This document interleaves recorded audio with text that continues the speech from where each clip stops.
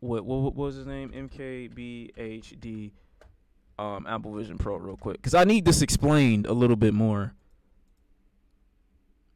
I need this explained a little bit more from the wizard himself. Okay, I've used the new Apple Vision Pro. I had about a 30-minute demo just And honestly, the only part of this whole thing that's got me like wanting to actually look at this is because the only aspect of Apple Vision Pro that I think is worth buying is that you could change the setting of where you at while you watching what you watching. Like if I want to be at the beach, or maybe I want to be in outer space, like can I do that? Is it true? Let me know, Marques. This new headset. I had about 1 trillion questions, so I tried to ask as many of them as I possibly could of Apple to get all the answers I could for you and for myself. So without any further ado, let's just jump right in. This is everything you need to know so far about Apple's new AR VR headset. So the first question. He is reliable. Naturally, what is it? He's trustworthy. So first things first. This is a first-generation device from Apple, which we don't see very often, but it is an augmented reality / virtual reality headset with a bunch of cameras and sensors inside that you strap to your face. It'll start at $3,500, and it'll go on sale starting sometime early next year. Nobody's been able to shoot video of using it yet, so I'm going to have to do my best with descriptions here, but fundamentally, this isn't something that's paired to your iPhone or your Mac by default. It's a standalone computer with an M2 chip inside, its own Wi-Fi connection, a roughly 4K micro OLED display for each eye, a set of speakers right above each ear on the band, and then a dedicated new R1 chip, which is doing all of the real-time processing from all the sensors that make this headset pretty special, but we'll get to that in a second. So all right then, how does it work? Well, basically, we've seen VR headsets and AR headsets before. It's typically there's screens on the inside, and then on the outside there's some sort of shell which has some sensors on the outside that help detect what is in your room around you and help to see the controllers in your hands. But with this one, there are no controllers at all. They're not making any for it. There aren't going to be an optional accessory. They're not even going to design any controllers. You are controlling this thing entirely with your hands and your eyes and your voice. So you put this headset on, and basically all over the headset there are an absolute ton of sensors. You have 2 main forward-facing cameras, 2 downward-facing cameras, 2 more cameras for the sides, 2 infrared illuminators, a LiDAR scanner, a true depth camera. These are all to keep track of what's happening around the headset and also to track your hands in front of your face. And exactly. So when y'all having y'all family jackathon, remember, iPhone is watching, okay? Remember, there's always somebody watching your situation. So when you think you're by yourself in your intimate, safe space, you're not. They're seeing you. They see what you see. They know. They know. And then on the inside, there's also a bunch of infrared illuminators and infrared cameras that are purely there, just there, to track your eyes. So there's actually a setup process. Before you even get the headset, you basically measure, you sort of scan your face with the true depth camera on the iPhone, and it uses that depth information about your face to give you a sort of a custom cut. Like I said, that makes it better. This will be a process that you can do in Apple stores. But basically, you get the headset with the custom cutout for your face. If you have glasses, there are some Zeiss lenses, but you finally get the headset out, and you put it on, and there's some nice meshing on the back, some fabric that stretches and is pretty breathable. It's built extremely well with all this metal and glass. And then once you get it going, the most impressive thing about this headset, the most impressive thing, is the eye tracking. I'm not even kidding. This eye tracking is sick. So basically, the eye tracking in this headset, as it looks at your eyes and keeps track of where your eyes move around, is the closest thing that I've experienced to like magic. Like I normally don't call tech things sort of magical or surreal like this, but this was, even for a pre-release product, kind of unbelievable how well it does. Anytime you move your eyes around the UI, it would immediately highlight and select exactly what you're looking at, no matter how small the target was or what you're looking at. And then when you want to select something, all you do is take your fingers like this and just touch them together. That's how you click. So you look at something, click. Look at something, click. So there's a calibration process when you first set up the headset, you put it on for the first. Okay, but what if I want to zoom in? You don't understand what I'm saying? Like, did we account for like the special like case scenarios? Time where you basically just look around with your eyes at a bunch of different dots, so it learns your eyes. And then, yeah, from that point on, you're just cruising. You're sailing through everything by just looking at things. And it feels like telepathic. You just look at something and select it, and that's it. So what if you want to type? I'm assuming that you look at the address bar, click your hands, and then you say the website that you want to go into. That's how I'm assuming it works. See, I'm smart. This is how the whole UI works. Pretty much every other headset has the ability to use your hands to select things, but most of them rely on the sensors on the outside to keep track of a set of controllers for maximum accuracy. But this massive array of sensors on the outside of Apple's headset have done an impressively good job of picking up what my hand is doing, kind of no matter where it is. So like I said, there's sensors all the way around the thing. They're facing forward, but they're facing sideways and facing down, so I can just kind of rest my hand like wherever and look at stuff and click. Wherever. I don't even have to move my head. I can just look at something and just click my fingers. I kind of did it by accident a few times. Like I'd just sort of be sitting there and my fingertips would actually touch and I'd select whatever I was looking at. But pretty quickly you get used to just doing this. Now there are also some text boxes. Occasionally you want to type something, and so you can look at the text box, select it, and then a keyboard will pop up and you can look at the letters. But also you can just look at a search box field and just start talking, and it'll start filling in whatever you're saying because there's microphones on the headset. And there's also something again. There's levels to intelligence, and clearly I'm on one level and y'all are on a different one. I'm just saying. Basically kind of just the fingerprint ID of the headset. I was just off the dome. Your eyes, I was off the dome. Eyes is a different, unique biometric pattern, and so you log in just by putting the headset on, and it looks at your eyes. So optic ID, this thing knows your eyes really well. So then you've probably seen all these weird-looking frames where you can see people's eyes now it's condom through sense. it. Like this super weird thing sense. that I've never seen in any other headset. So what is happening here? Well, spoiler alert, it's not actually transparent. It kind of looks like it's a glass transparent thing, but it's not. It appears to be because there's actually an OLED screen facing out. This is what I would call a two-way pass-through. That's what I'm calling it. See, a normal VR headset we've seen is, of course, completely opaque. Usually it's like black plastic or something like that. They got a black one? So in order to see through to your actual environment without taking the headset off, like for picking up your controllers or walking around a room without hitting a wall, they have a pass-through mode. So it'll turn on a camera on the outside so you can see what's going on around you. And some pass-through modes are better than others. Some will do it from a single black and white camera. Some will do stereo pass-through from two cameras. Some will do color pass-through. The pass-through on Apple's headset is, again, the best I've ever seen in a headset. It's stereo, it's color, it's sharp, it's real-time.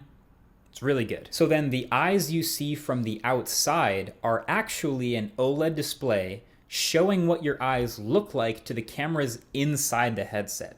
So it shows your eyes like this whenever you're using any sort of pass-through mode, and if you can see your environment, it'll show your eyes. So you're not actually like looking at someone's eyes, but it kind of feels like you are. That is creepy as hell.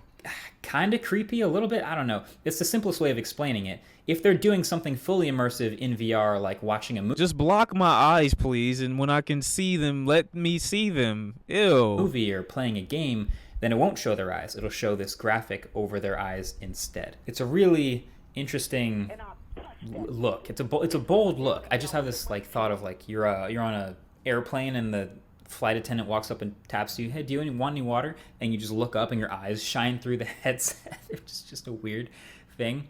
I don't think it's smart, but I don't think other headsets are going to do it because most of them don't have it in the budget to have a screen facing the outside. But then let's get to the burning question you've probably already been thinking. What does it actually do? So, okay, I'm separating this into three bulk categories that I made up and I'm kind of proud of here, which are computing, content, and connections. Now, actually, I should preface this all by saying this is a first-gen product, so right now the only apps that show up on the home screen are Apple's apps. Just like when the first iPhone came out with no app store, it's just Apple's apps. But the reason this is coming out, or at least getting announced so early, but it's not coming out till next year, is so that the other apps can reintegrate their softwares in their systems so that they can be compatible with the new device, because that's generally how it works when they do new Apple products and they have new things. They want to allow the other applications to integrate their societies and their people with the situation. I'm just saying that's how I thought whole situation was going. That's what I had learned when I went to med school. Is to give this window for developers to start developing their own apps and making cool things for this headset to do that are way more interesting and way more functional. Right, and they can put their but it does own have a situation core set with of it. functions. You understand? So for computing, I think this is the one that's probably the least likely to be I used told by him most that. normal people, but it is a pretty direct shot at what Meta just did with the Quest Pro, the $1,500 Quest Pro. So you can use this thing as its own computer with web browsing, etc., with these 4K windows in front of you that you can move around and do all kinds of stuff with your hands. Now, this will be its own OS. Again, it's not running off your phone or anything. It's running a whole new operating system called Vision OS. And it seems pretty similar to iPad OS, just in the fact that, you know, you're just touching things in iPad OS, and in this headset, you look at something and then you touch your fingers together, and that's basically just like a normal touch. Like this. But I was really impressed with the responsiveness. Again, this was better than any headset I've seen with just your hands. If I wanted to scroll through something like a Safari window, I literally, in air, would touch my fingers together and drag the window, and it would scroll nearly in real time. I would like throw it around, like toss it, catch it, toss it the other way, and start scrolling through things with my finger, resizing windows, dragging the corners of things. And I was super impressed with that too. Now, if you're like me, you might have also had some questions about the sharpness. Like, do I really want to wear something like this for a long time to work like it's on a computer? And I think that was also pretty smartly addressed. They use a selective rendering based on the super good eye tracking. So the computing power is basically focusing on sharply rendering the part of the screen that you're actually looking at. So the other parts of it will be soft. Why? While saving power on the rest. That's what I was about to say. Oh my God, I was about to say that just now. He beat me. Jesus. It's pretty cool, and it works so quickly that I did not notice it while using it.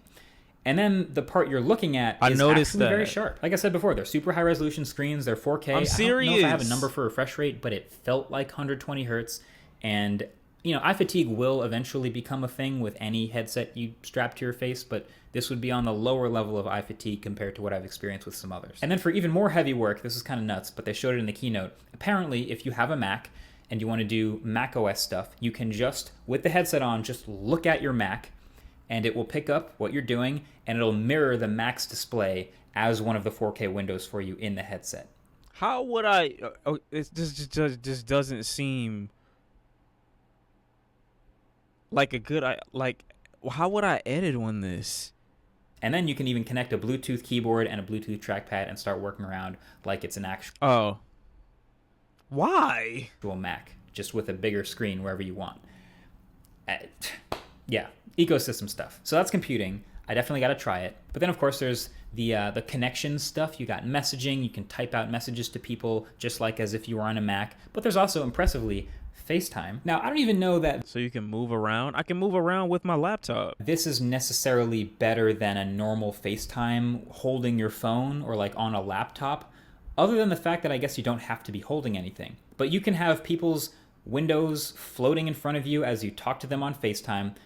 But you might also be asking, wait a second, if I'm not holding my phone in front of me, what do other people on... I'm not gonna lie, bro. With a 2-hour battery life, I can 100% see a world or a universe where I'm talking on my Apple Vision Pro and I'm walking and I go too far and I get yanked the fuck back by an electrical cord that's not long enough to go where I'm going. And I fall and break my legs and my neck and one arm, and I'm held up together by nothing but measuring tape in a hospital because I was trying to be tech savvy. I feel like that's gonna be the reality for a lot of people, is random neck injuries because they get yanked because their power cord is not long enough. FaceTime see? Well, the answer is they'll see a 3D rendered model of you that was scanned into the system from your iPhone that syncs up and matches the movements of your face with eye tracking and all the other sensors of the headset. So I got to try it. It works. That sounds bad. So it's not as good as obviously looking at a person. I just feel like a FaceTime, you're trying to have like a personal connection with the person. So FaceTime is useless. And this is obviously more personal than an avatar or like a cartoon of you, but it feels kind of somewhere in between. It's kind of like a Google Project Starline, which I just did that video about a couple weeks ago. If you haven't already seen that, I'll leave a link with a like button so you can check it out. He's basically saying, what would you look like if you died, but somebody wanted to make it seem like you didn't die to other people that you know? This is what you would look like. while they're trying to continue like the fabrication of you not having died. That's just what this is, I feel like. And it looks like it. But it feels sort of in that like uncanny valley, That is owl. moving 3D model territory instead of looking at an actual person. It's kind of how I picture it. But then last but not least, of course, content. People are just going to watch content on this thing. And I think this is the industry, now that Apple's jumping into it, that is poised to explode. Like, we've had VR games and VR videos for a long time, and Apple is now also able to do this. They, of course, put their own spin on it, and they can use the power and the draw of the Apple brand to get content creators and big motion picture studios and sports leagues and all kinds of creatives to work to make content that looks really good, specifically on Apple's headset and in Apple's formats. Bro, let me jailbreak this bitch, put my Amazon Fire Stick in the side of it, and let me watch whatever the fuck I want to watch.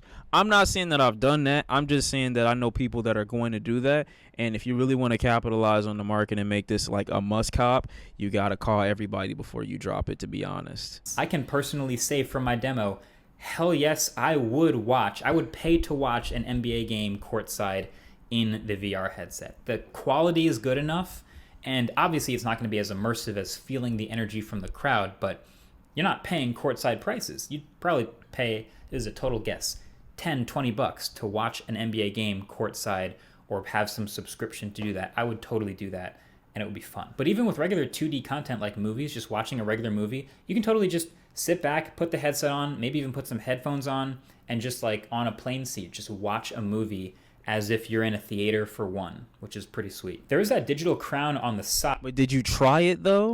That actually lets you spin it clockwise to move in more immersion and fully envelop you in the VR environment, or you can turn it counterclockwise to bring in more of your real world environment with pass-through in your peripheral vision. Kind of a neat trick. And then there was also this kind of weird feature where you can take 3D photos and videos with the cameras built into the headset itself. And I did not like this one. So there was a demo of like a recording from a headset camera of a kid blowing out some candles on a birthday cake, basically. And I got to watch this actual scene in the actual Apple headset. So because there's two cameras like front facing, they can record stereoscopic 3D. So you can turn on the recording and in that moment sit down and record a super immersive video, and then when you watch it back in the headset, it's like you're reliving this moment in 3D, which can feel kind of cool, but I can't get the image of like the dad at the birthday party with the headset on just recording things, like walking around. It just doesn't,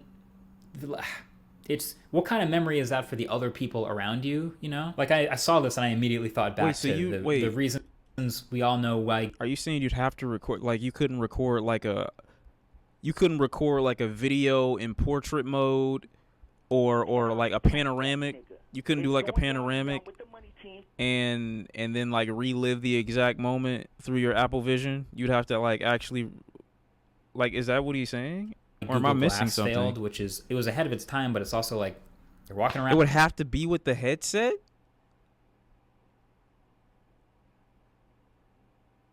What the fuck? On with a camera on your face, and everybody knows that you have a camera on your face. Oh, it just wasn't cool. Oh, that's terrible. Dad, what are you doing? Why are your eyes sticking out? You gotta have a charger with it. How the fuck are you gonna be outside? Well, it's got 2 hours of battery life, but if you're recording, bro, you get like 30 minutes tops. This shit is not gonna last. The headset. So, all right, the number one question I've gotten after I've actually tried this thing awful. is it any good? Is this headset any good? And the answer is, well, yeah, some of the parts of this headset that I tried are actually the best I have ever seen in any VR headset by a mile, specifically the eye tracking and the hand tracking. Now, of course, it's going to be up to developers to really make it good, but I think the foundational, like, how do you use it part Where is the battery located? But that doesn't mean there aren't any downsides. All right, number one, there's no haptics, of course, because you don't have controllers. You're just doing everything with your hands in the air. There's no way to have any sort of haptic feedback. There was a demo that I did where, like, I stuck my hand out. A wall on the other side of the room opened up, and a dinosaur was back there, and a butterfly flew out. I held out my hand, and the butterfly flew up and landed on my finger. it could track and see all of that information, and the volumetric, all the computation to make What? that happen was amazing.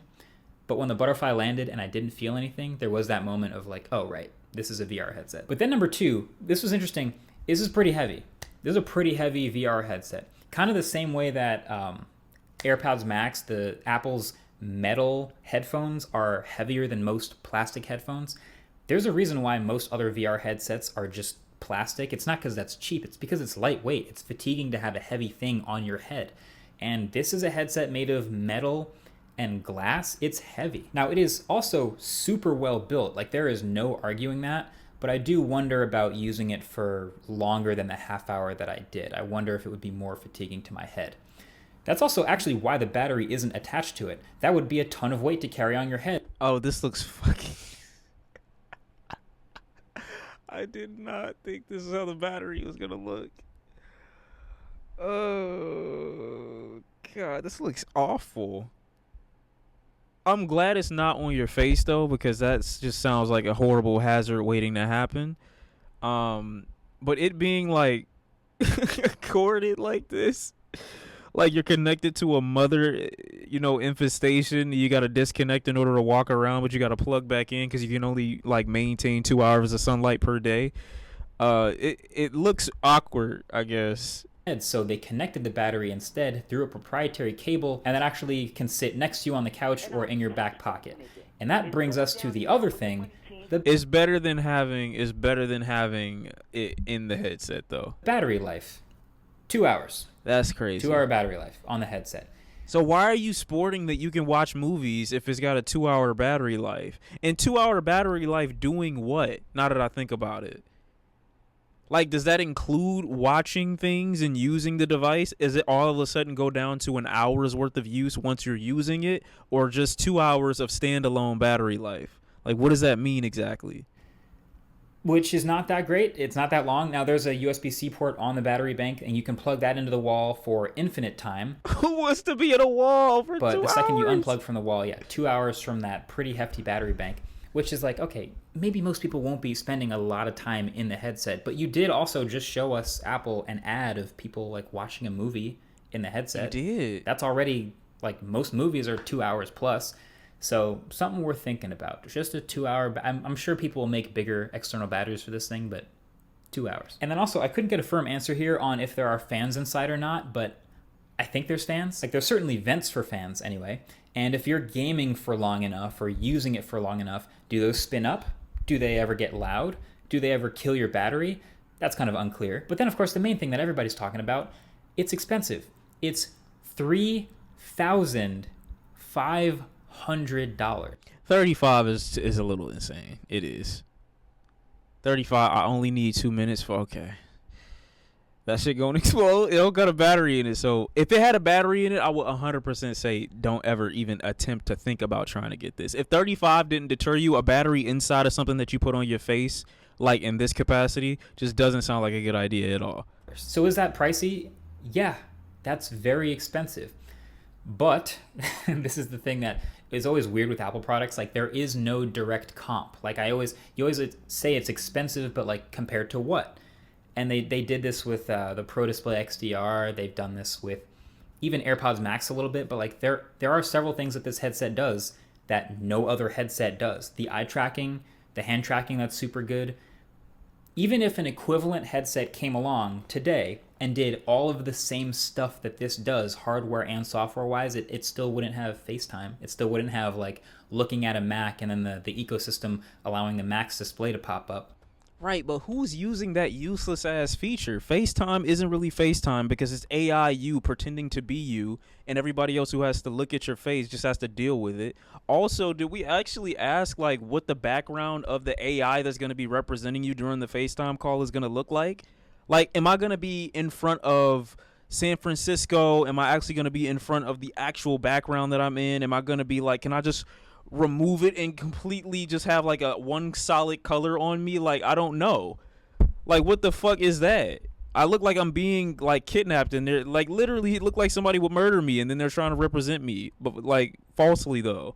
So And the other part that he was mentioning about like, oh, well, you can use big screen version of the same shit that you would use on your MacBook, but you also have to pay an additional probably $300 for a separate Bluetooth keyboard and mouse. Like, the add-ons for me just to use a feature that I could use without this big-ass headset that I'm only going to be able to have on my head for 2 hours, after having already spent the $2,000 to $2,600 is going to cost to have a MacBook to connect it to in the first place, is fucking ridiculous. This is kind of something that only Apple could pull off. So bottom line, I got to try it. I thought it was extremely impressive, but at the end of the day, this is not a product for the masses. I mean, obviously, right? It's $3,500. Just say you broke. I have all of those things. It has the word Pro in the name too. But this feels like the Series Zero, like the Apple Watch. Remember when the Apple Watch first came out, the Series Zero, where it's really going to be up to the first gen, the early adopters, and the developers to decide the direction that this thing goes, to decide what people actually want to use it for.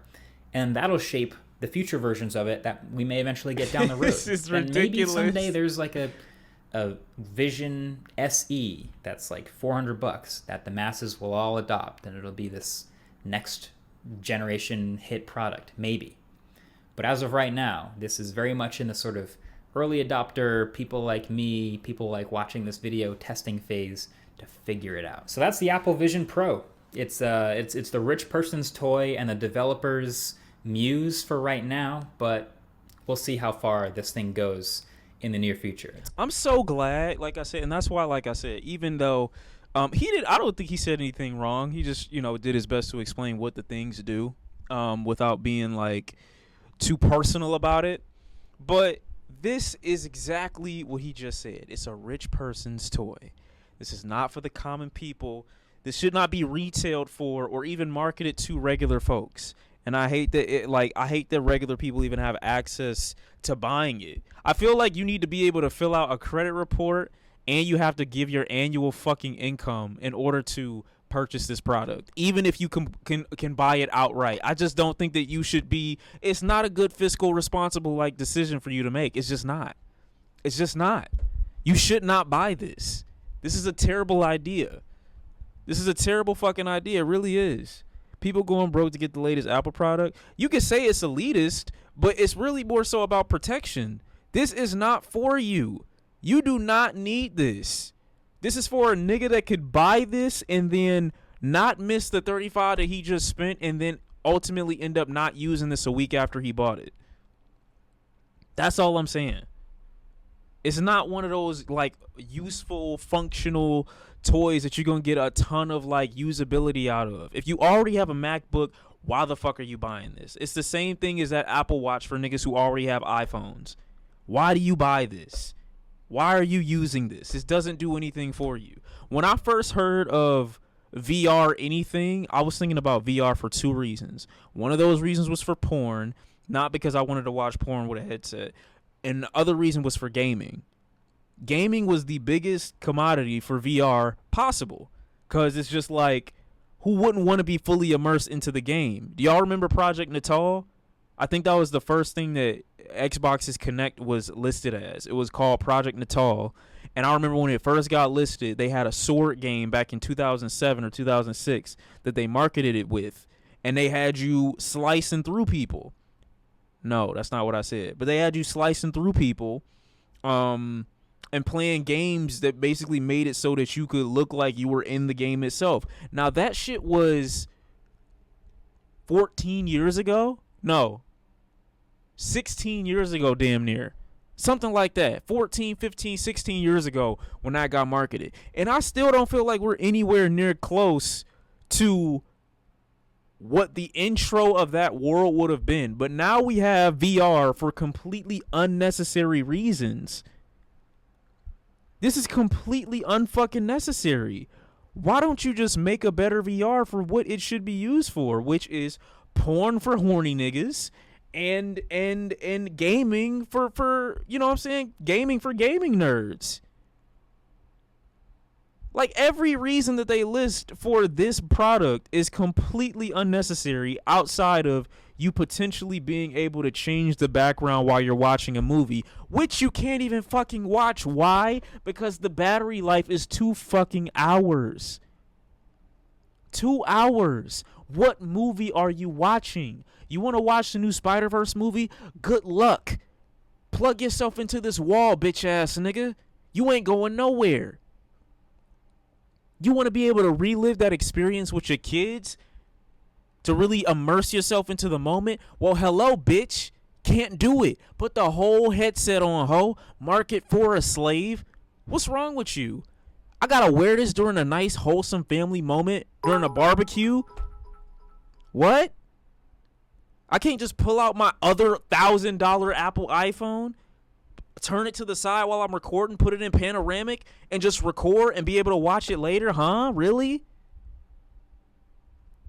I already know he said it's for rich people, but it's being marketed to everyone, you dumb fuck. I'm not talking to you, bitch. Why are you talking to me like that?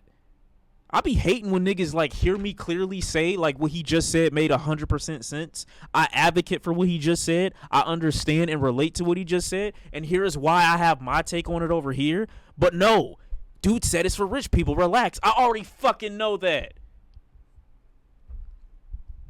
I'm just saying though, this is crazy. This is insane. This makes no sense. Why did that ad come out? Now I'm like 3 times as mad. 3 times as mad. It's crazy, man. It's crazy. Now I'm broke. It's crazy how the turntables, bro. It really is. Because y'all say, why are my blinds like this? Who did this? I swear to God, who was in here? Anyway, it's like y'all swear it's projection. Y'all swear. I would buy 4 or 5 of these, but who wants to do that, bro? He finna say he can buy your mom? No, I could fuck your mom and then pay her later if I wanted to, just to make it fun, because it's kind of sad just fucking somebody and you know it's not going anywhere. So it's like you might as well get something out of this, because you're really just letting yourself be used. I plan on doing nothing with you in our future. Your son, he a broke bum ass nigga in your basement and whatnot, but that's you. I'm not gonna tell you what to do to him or do with him, because little bro, he really just trying to find his own little journey. We only 3 years apart for real. He's older than me. That's crazy. I know he going through it mentally, but it is what it is. Outside of that, yeah, this is just it is what it is. I did not expect this to be what it was, and I fell into it a little bit, but at the same time, like, I realized what it can do, and this is just crazy for 35. I want to see what the comments looking like for like from like regular peopleville. Imagine watching your Insta 360 videos with this. Can't wait to get one of these in 10 years when they stop supporting this version and offer. Yeah, I like how they put Pro at the end. That's what another point that I had. Like, when was the baseline model for this announced? Why is it Pro already? I don't understand that. Now remaining is the oxygen mask and a tube to intake the food. This tech will only continue to get smaller and smaller. Get ready to have it in. That's what I want. I will buy this if it was just glasses. I'm not getting anything VR that I could wear outside until I can wear it as glasses. That's the point that I'm at, you know.